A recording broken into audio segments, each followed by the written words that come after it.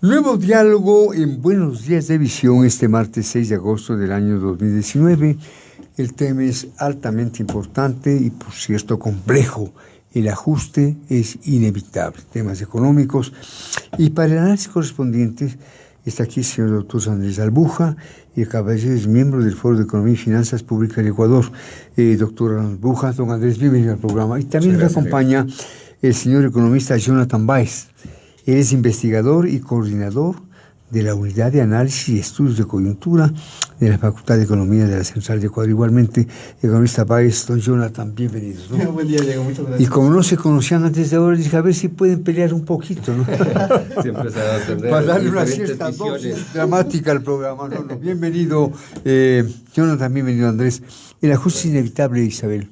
Los nuevos préstamos que busca el gobierno con PetroChina, PetroTailandia y Unipec, señaladas por graves denuncias en el sentido de que perjudicaron al país, están generando mucha preocupación. De otra parte, observadores de nuestra realidad económica dicen que el ajuste es inevitable, con o sin FMI, pero que el gobierno va lento y en vez de bajar el gasto, lo sube.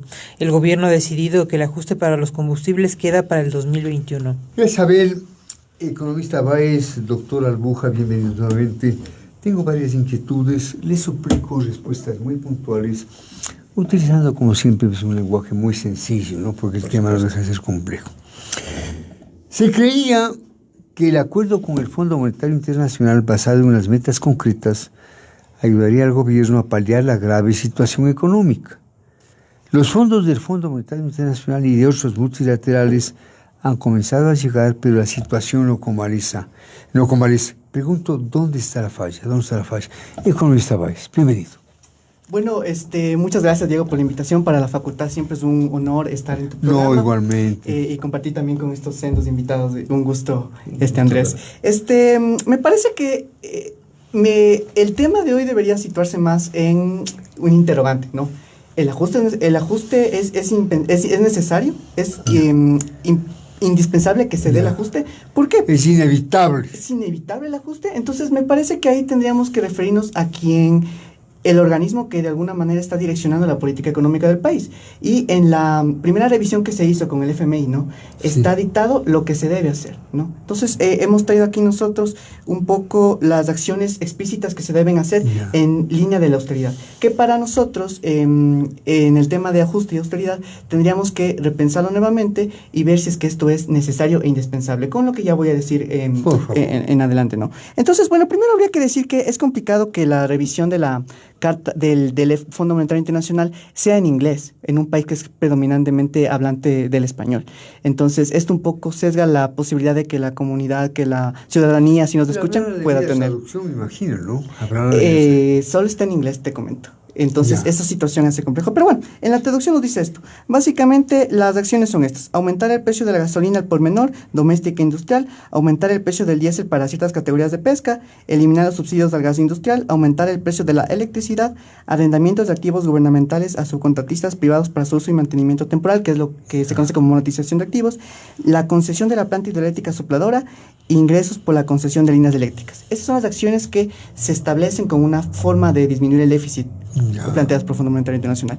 Por eso es que es complicado el tema de concesiones para la ciudadanía, porque a veces nos dicen vamos a concesionar tal o cual planta hidroeléctrica, pero eso deviene en que un ente privado tiene que hacer negocio de eso. Entonces el meollo del asunto está en que esto deriva básicamente en un aumento de tarifas. Y claro, tenemos los otros establecimientos, lineamientos, que son básicamente realizar una reforma laboral, ¿no?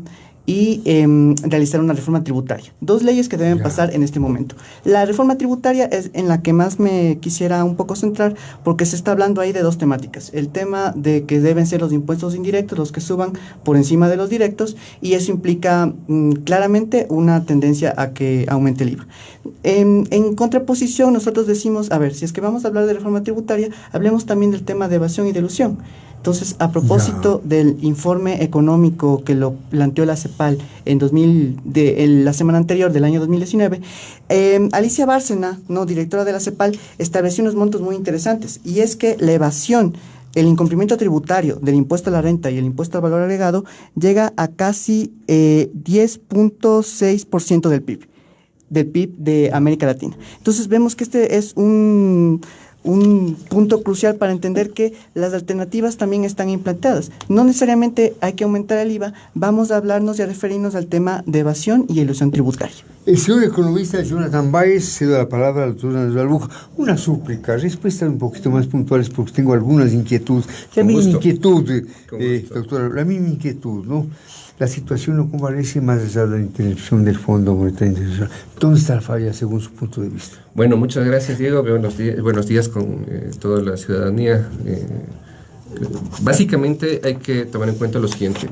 Hubo un aumento de deuda pública desmedido, desmesurado, y obviamente después de la gran distorsión tienen que venir las correcciones. Entonces, el tema es cómo se lo hace. El costo financiero con los multilaterales tradicionales es mucho más bajo que con los acreedores asiáticos, que teníamos costo promedio ponderado de hasta 9%, y tenemos ahora entre 3 y 4% máximo, ¿no? Entonces, la tercera parte casi del costo financiero, que a la larga nos ahorrará como país aproximadamente, se estima, ¿no?, que el costo financiero que se ahorra es del 0.5% del PIB, como $500 millones. Ahora, esto debe venir acompañado de una decisión del Ejecutivo. Debemos ser muy, muy firmes y disciplinados. No es posible que se anuncia, por ejemplo, retiro de subsidios y después se da marcha atrás. Eso genera inestabilidad, genera riesgo país, aumenta riesgo país. El momento en que se empieza a anunciar también aumento de impuestos, pues, a ver, si es que se hace ajustes, ¿no?, al gasto público, lastimosamente hemos visto, y ahí sí concuerdo con Jonathan, que lastimosamente no se ha ajustado el gasto público. Representa el 10% en sueldos y salarios, el 10% del Producto Interno Bruto y casi un tercio del presupuesto general del Estado. El presupuesto general del Estado ha venido crónicamente con problemas, con déficits de 3, 4, 5%. Esto se ha venido arrastrando durante años. Entonces es obvio que los ajustes deben venir, pero esto debe venir acompañado también. Al comienzo se puede sentir un efecto recesivo en la economía y eso no es sano. Nosotros debemos ver por dónde estimulamos a la economía. No es inteligente irse por el lado de subir impuestos, porque eso resta capacidad adquisitiva a las familias, a las personas, y obviamente esto impacta. Entonces, a ver, pongo un ejemplo. Hubieron casi $700 millones en todo lo que tiene que ver con remisiones tributarias del año anterior, y lastimosamente no hay la mitad, $350 millones para pagar en efectivo a los jubilados. Entonces, debemos llegar a un punto en el que sí transparentemos las finanzas públicas, ¿sí? Lastimosamente se pueden dar excesos de ambos lados, ¿no? Tanto vemos del socialismo del siglo XXI desmedidamente contrató deuda pública violando el Código de Planificación y Finanzas Públicas, el Código Orgánico, yéndose hasta el 60% del PIB cuando el límite legal era 40%. Sí. Y por otro lado, también vemos que lastimosamente hay tintes en los que se empieza a favorecer a ciertos grupos cuando se requiere disciplina. Se requiere disciplina a nivel fiscal, a nivel tributario. Entonces, las políticas económicas deben estar enfocadas tanto a lo social, pero también estimular de manera responsable a la célula económica que son las empresas, y no es lo inteligente condonar, remisiones tributarias, ¿no? El tema de esta mañana es el ajuste inevitable y nos acompañan el doctor Andrés Balbuja y el señor economista Jonathan Báez. Jonathan, si me permite, le pregunto, ¿está el gobierno cumpliendo las metas del acuerdo con el Fondo Monetario Internacional? ¿Cuáles serían las consecuencias si el gobierno incumple el acuerdo? Bueno, las metas han sido casi cubiertas en su totalidad. El déficit también ha bajado, entonces el déficit global, ¿no? El déficit público también, entonces se espera que en 2020, según la carta con el FMI, tengamos ya no un déficit, sino un superávit en 2020, ¿ya? Sin embargo, me parece que uno de los puntos problemáticos que todavía se está ajustando es el tema de reservas internacionales, ¿no? Se esperaba cerrar provisoriamente con $5,000 millones. Sin embargo, el día de ayer, con fecha y corte 26 de julio de 2019, las reservas llegaban solo a 4,204 millones. Ahora, más allá de plantearnos si es que el país debe tener o no ahí reservas, es como tenerle el dinero ahí. guardado bajo el colchón. Nos preguntamos nosotros si es que es Congelado. esto, claro, si es que es esto lo esencial para que la economía se reactive. ¿Por qué no este dinero está bajando, ampliando la cuenta del Banco Central para dinamizar la economía, para generar activación? Entonces vemos que los índices pues son realmente preocupantes. En junio de 2019, hace un mes, se presentaron las cifras de pobreza, de desigualdad, en el que vemos que claramente hay una marcación de tendencia hacia su aumento. Entonces, estas condiciones nos dan cuenta de que tal vez, yo disiento un poquito con Andrés en el aspecto de que hay que acelerar un poco el ajuste, porque sueldos y salarios implica que hay cierto consumo interno. Si nosotros vemos la composición del PIB, el consumo corresponde a casi el 60%. Si nosotros castigamos con despidos, disminuyendo salario, deprimiendo la demanda, lo que hacemos es que la economía esté en una catarsis fundamental. Entonces, Andrés ahí decía algo muy interesante, que no hay que subir impuestos.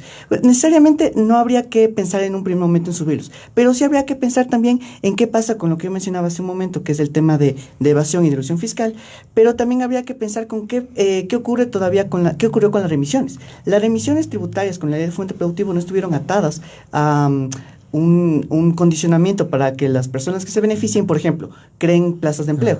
Por cada dólar que se les disculpó de impuestos, ¿no? ¿Cuánto esto devenía en una creación de empleos? Por otro lado, si nosotros revisamos el ranking de los deudores del SI, vemos que todavía hay una deuda de deudas impugnadas, deudas en firme, es decir, que ya están sentenciadas, de alrededor de 1.300 millones, y de deudas que todavía están en litigio por 1.500 millones. Entonces, vemos que ahí hay una fuente de ingresos que podría servir para el Estado. Ahora, otra cosa, eso me lleva a pensar el tema de que el Ecuador no llegue a cumplir el tema de el aumento del IVA, ¿no? Que es el aumento de impuestos regresivos. Ese podría ser un punto que daría señales para que un tercer desembolso, no sea posible. ¿Y qué se ha dicho en medida de esto, ¿no? Como contraposición? Si usted recordará, querido Diego, vicepresidente, en un momento dijo que estaban viendo la posibilidad de subir el IVA. Y después salió el tema de la inclusión financiera, ¿no? El tema de la inclusión financiera, aludiendo que el Ecuador era un país que no tenía una inclusión financiera adecuada. Esto no está dentro de los cánones del FMI, sino en un apartado que dice que el sistema financiero debe ser fortalecido. Nosotros hemos analizado esta cifra que nos dan entendiendo inclusión financiera como una entrada del 53, que solo el 53%, 51% tienen cuenta de ahorros. Y ahí viene el problema. Uno no debe ajustar por ajustar, o ser austero por ser austero, ni presentar una cifra descontextualizada. Si nosotros analizamos esto a nivel de América Latina, con el Global Index que lo levanta el Banco Mundial, observamos que el Ecuador está en el promedio, incluso está por encima de Perú y Colombia, que son países que siempre nos estamos comparando por las similitudes que tenemos, y el Ecuador tiene más inclusión financiera, si es que es medida así, que otros países. Entonces, en estas dos temáticas me parece importante señalar que hay que ver y analizar y contextualizar lo que pasa con las cifras. Y finalmente quería mencionar lo que mencionaba un poco Andrés, que era que no hay que subir impuestos, pero bueno, pensemos un poquito. En la OCDE, ¿no? La carga tributaria, es decir, el tema de impuestos en relación al PIB a 2014 es del 34%. En Ecuador alcanza el 19%.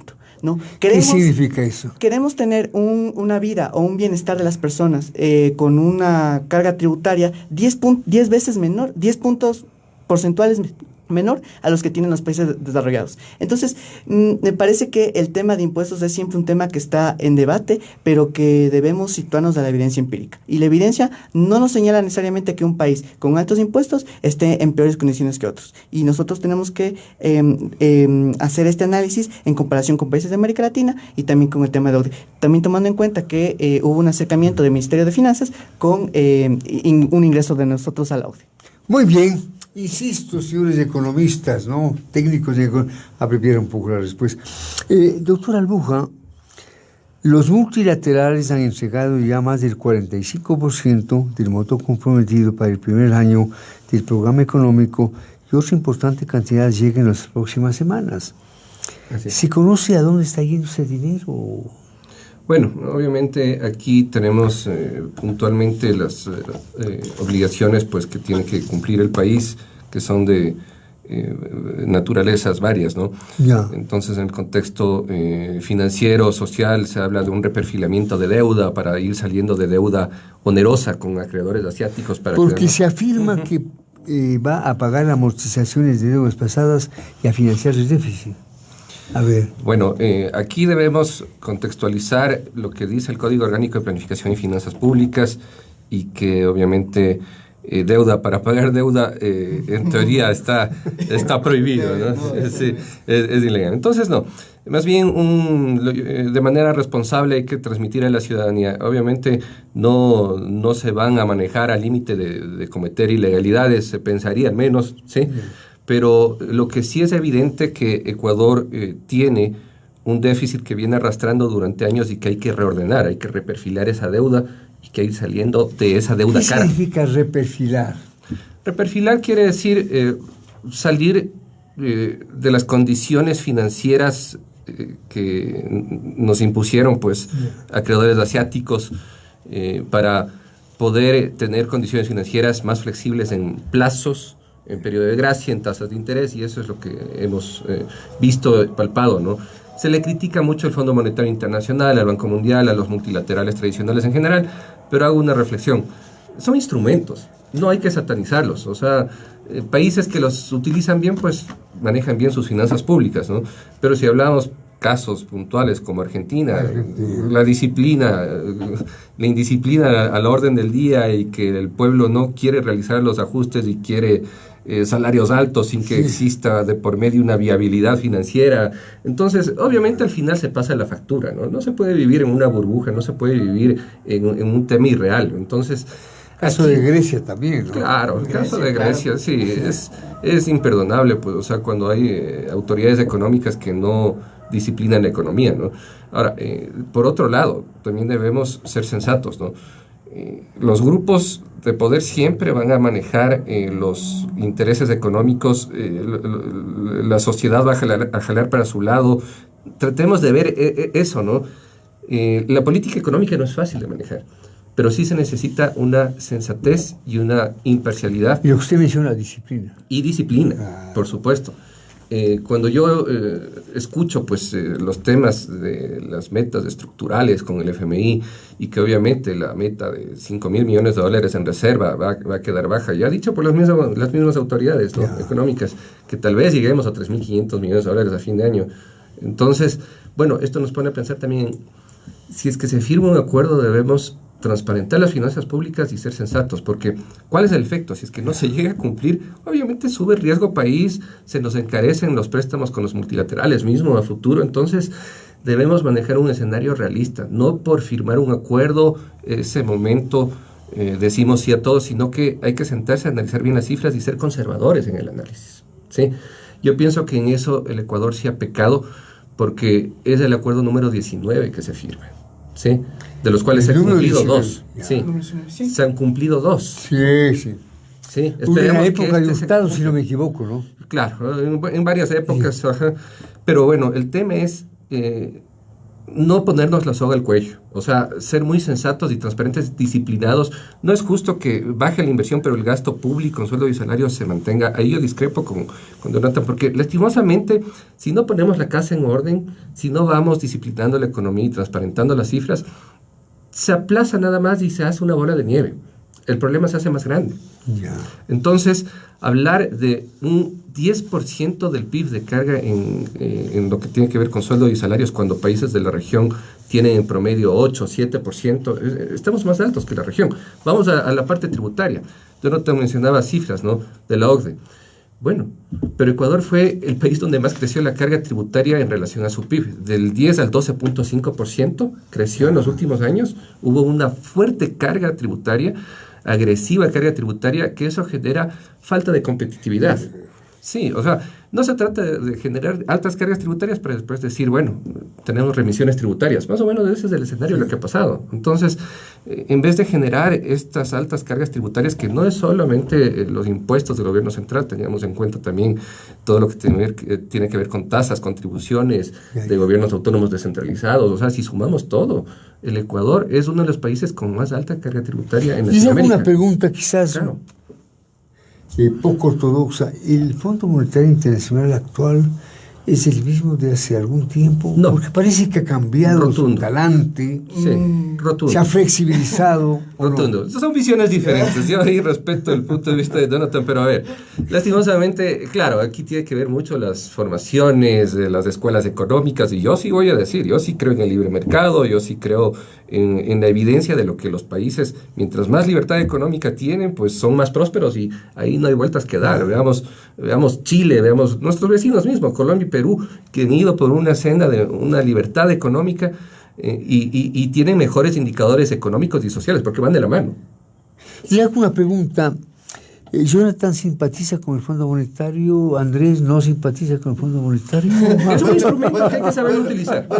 Andrés dijo algo interesante. Dijo en un momento... Argentina y Grecia tal vez son como países que nosotros tendríamos dentro de una... si tenemos un patrón, serían los que salen del patrón. Yo no creo que sea tan así. Más bien es parte del FMI. Hay un estudio realizado por Foster y otros que trata de analizar qué pasa con los países que hacen un ajuste estructural del FMI con el tema de desigualdad. La conclusión es que la desigualdad de ingresos aumenta en el primer año de aplicación de las medidas. Y ahí viene esta situación. Es cierto, los créditos con multilaterales tienen una tasa menor. Con China era del 9%, me parece. Ponderado. Y con FMI es del 4 o 5%, ¿no? 3-4. Y ya. Entonces, ante esa situación es menor. El problema verdadero viene no solamente por esta un poco visión de ver que es un menor costo para acceder a crédito. Tiene que ver con cuáles son los condicionamientos que te dan para acceder al crédito. Y cuando tú accedes a este tipo de crédito, como ya mencioné, hacen una serie de ajustes que devienen en una disciplina. Y yo preguntaría disciplina, ¿pero para quién? ¿Disciplina para quién? Porque si es que estamos aumentando tributos indirectos, ¿a quién estamos disciplinando?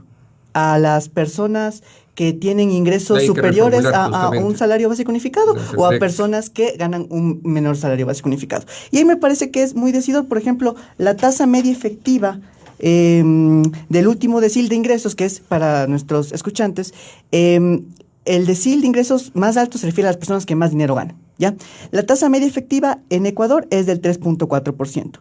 Es menor que la de Perú, menor que la de Chile, menor que la de México, menor que la de Colombia. Entonces, ante esto vemos que a las personas que tienen mayores ingresos no se les aplica una tasa media efectiva de cobro de impuestos adecuado. Entonces, ahí también habría que decir, a veces cuando los economistas hablamos en términos tan técnicos y complicados como deciles, quintiles de ingreso, no se entiende. Me parece que hay que ser un poquito más... Es un poco difícil los economistas. Sí, creo que hay que ser un poco más concretos. En este sentido, si es que nosotros analizamos la base de los socios accionistas de los grupos económicos, en el año 2016, el promedio de sus ingresos era 154 veces superior a un salario básico unificado. Multipliquemos 154 veces por un salario básico unificado, eso es lo que se gana en promedio, ¿no? Yeah. Entonces, me parece un poquito complicado que se hable de temas de disciplinamiento o de ajuste para personas que están ganando 154 veces un salario básico unificado. Entonces, habría que ver el disciplinamiento, pero ¿para quién? ¿Para quién va a ser ese disciplinamiento? Y me parece que tenemos que nosotros, si es que todos tenemos que, entre comillas, arrimar el hombro, ver quién puede cargar un poco más con ese dichoso ajuste. Sí, los economistas son un poco... Categóricamente. Mejor lo entendemos entre los abogados. Ellos nos marean. De manera categórica, claro. A ver, aquí el tema de ingreso, ¿no? El salario se distorsionó completamente en la época correísta. Quiero ser ahí categórico, ¿no?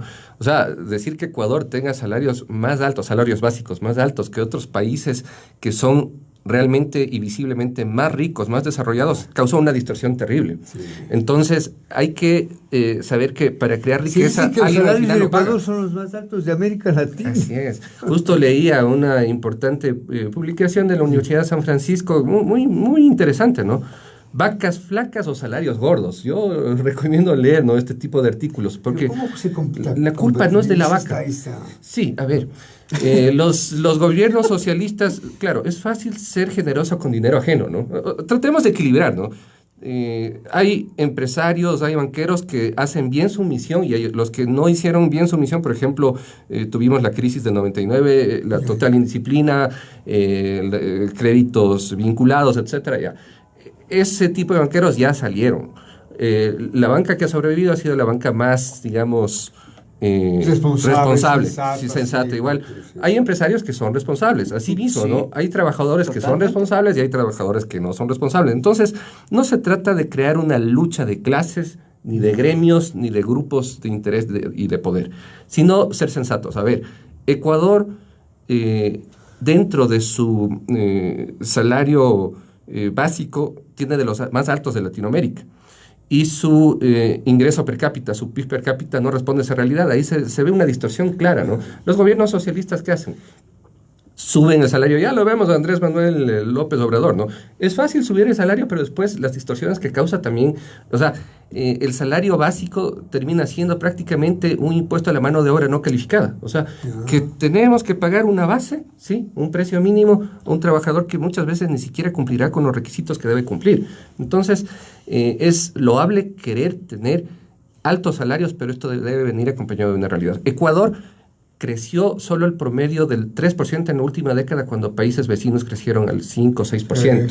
Entonces, esto responde obviamente a la realidad económica, que para generar riqueza, para distribuir esa riqueza, debemos primero generar el ambiente de confianza empresarial, y es un círculo virtuoso o vicioso la economía. Siempre lo digo, ¿no? O sea, para que la ciudadanía lo entienda de una manera clara. Cuando hay confianza, hay productividad, hay competitividad, hay empleo.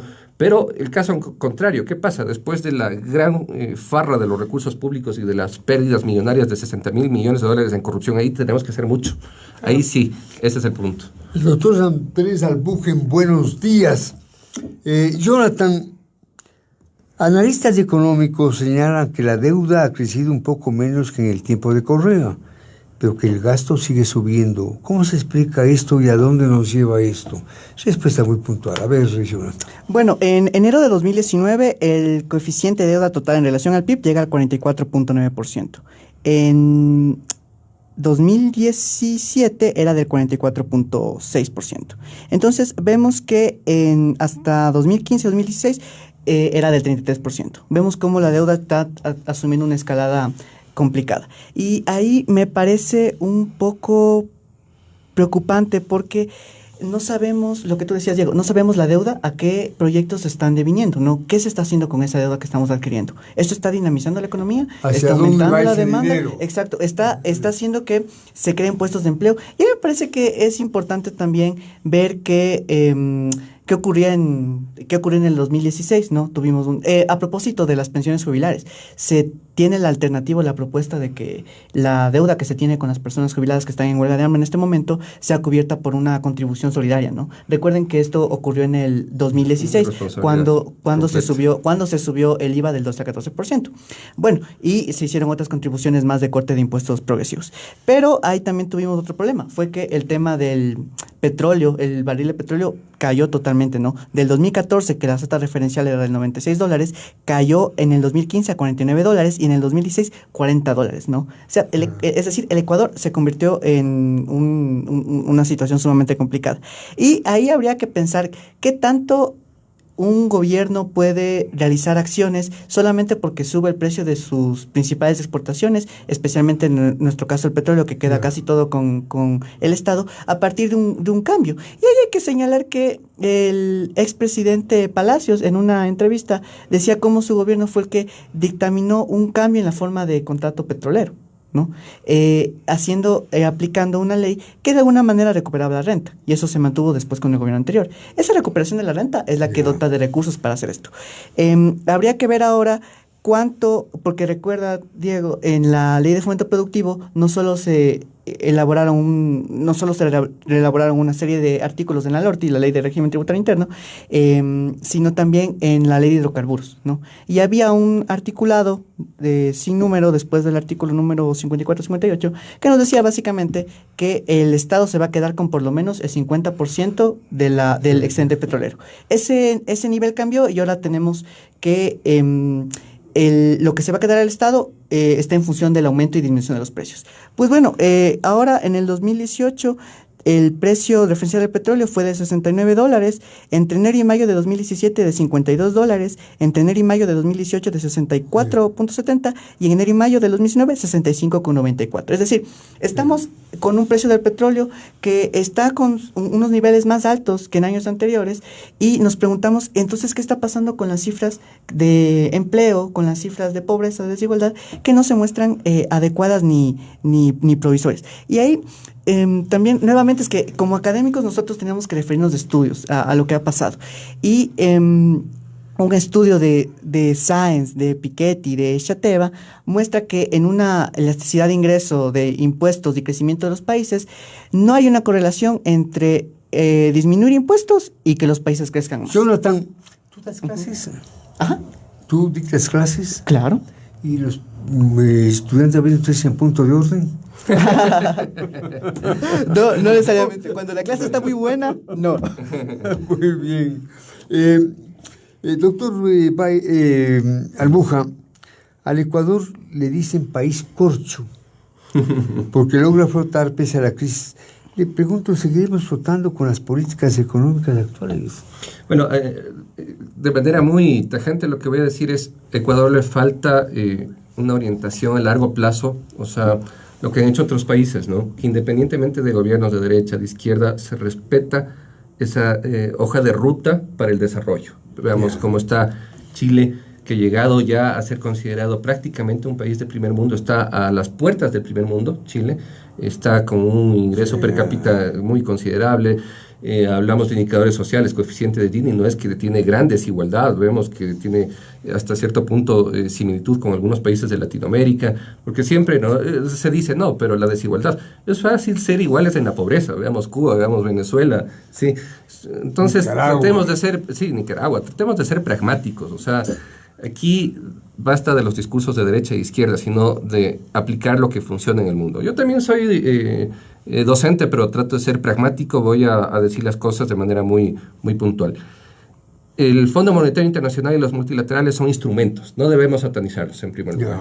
Segundo, necesitamos disciplina casa adentro, la culpa no es de la vaca, debemos también aprender a reconocer cuáles son los errores. Y en Ecuador, 10 años de indisciplina y de alta corrupción nos ha pasado factura. Y ahora, a tal punto que se pretende que las jubilaciones de los maestros, es imperdonable esto, ¿no? Que vamos a tener que hacer un esfuerzo extra para que salga del bolsillo de los ecuatorianos. No, esto es... Sí, de acuerdo. No tiene nombre.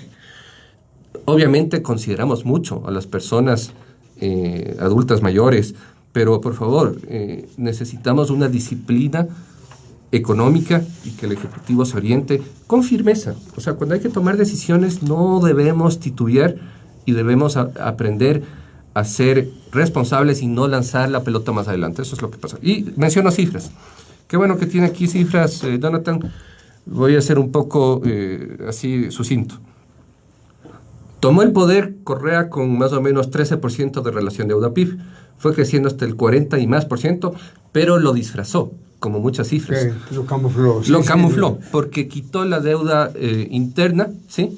Y solo consideró la deuda externa, o sea, entre deuda pública consolidada o agregada, pues según la metodología del FMI, hasta mintió mañosamente. Y llegamos hasta 50-60%, ¿no? Fue una relación, fue un comportamiento exponencial de crecimiento de deuda. Creció aceleradamente, de manera insostenida durante los últimos años. Y cosa curiosa, teniendo el precio récord de petróleo y el volumen de exportaciones récord de petróleo que fue mejor que de los 70s. Justo es paradójico y penoso. Los años de mejor comportamiento del precio del petróleo, ajustado por inflación, etcétera, sí. Y verificando también el tema de exportaciones de petróleo, fue donde más déficit tuvimos. Es impresionante, pero qué irresponsabilidad completa. Y siempre escudándose en indicadores sociales, en el pueblo, cosa que ahora vemos cómo se desenmascara todo y la corrupción echa abajo esa falsa imagen. Muy bien, mil gracias, doctor Albuja. Una última pregunta, Jonathan, ¿no? Puede hacer el papel de tu alumno, ¿no? Así. ¿Qué se soluciona dejando el incremento de los combustibles para el 2021? ¿Qué se soluciona? ¿Dejando o disminuyendo? No, dejando el incremento de los combustibles para el 2021. Eso. Bueno, me parece que en este momento lo que más se está fijando es el tema de la reforma tributaria y reforma laboral. Me parece que el tema de subsidios es algo que se está postergando en pro de generar esto. Y ahí me parece un poco preocupante porque no solamente es un tema de eliminar subsidios a la población general, sino también un subsidio a cierto sector empresarial. Y eso es preocupante porque, totalmente de acuerdo con Andrés, en la parte en la que hay empresarios que son honestos, que pagan sus impuestos, que pagan los taxes, de todo, exacto, y a esos empresarios son los que se les debe incentivar para que sigan generando producción, para que de esa manera se pueda generar y ampliar la oferta, ¿no? Pero sobre todo lo importante va a ser ahí que no restringamos el consumo, que no restringamos la demanda. Y eso va a pasar también porque estemos totalmente en la posibilidad de debatir qué pasa con los despidos. En el tema del IES, el caso de la base cotizable es lo que importa. Si es que yo dejo de... personas dejan de tener empleos formales, lo que pasa es que dejan de aportar al IES, ¿no? Entonces, esto es una situación compleja. Y el tema de corrupción es un tema muy importante. Sin embargo, a mí me parece que el tema de la elusión y evasión tributaria es un tema de corrupción todavía que está planteando. Ecuador, en el 2005, la evasión del IVA era del 31.8%, datos de la CEPAL, del impuesto a la renta del 63.8%, de las personas jurídicas de 70% y las personas físicas de 57%. Entonces, me parece que el tema de un poco de subsidios se contrasta con el tema de cuánto se está contribuyendo, y me parece también que es muy decidor como en la revisión con el FMI, ¿no? En la primera revisión se menciona que el país, si es que no se hace la reforma tributaria, perdería alrededor de $1.300 millones, ¿no? Por la serie de exenciones que se plantearon al impuesto a la renta, las concesiones, por las inversiones nuevas. Entonces, para mí es muy preocupante que esto pueda pasar en este momento. Muy bien, el tema de esta mañana, el ajuste es inevitable. En la próxima clase voy a estar contigo, Jonathan. Perfecto. Pero va a haber examen. Gracias, muy bien. Gracias. Buenos días.